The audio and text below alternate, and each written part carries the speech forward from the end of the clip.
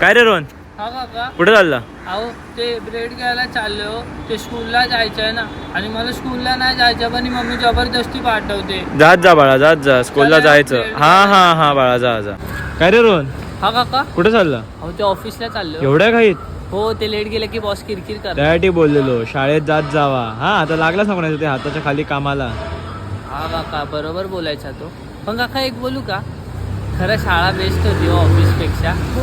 कारण आहे ना, शाळेत लेट गेलं ना, टीचर एवढं काय बोलायची नाही. पण ऑफिसमध्ये बॉस आहे ना, डायरेक्ट हाफ पेमेंट करतो, म्हणजे हाफ सॅलरीतले पैसे कट करतो. आणि तेव्हा एकत्र बसून आम्ही टिफिन खायचो सगळे मित्र रिसेसमध्ये.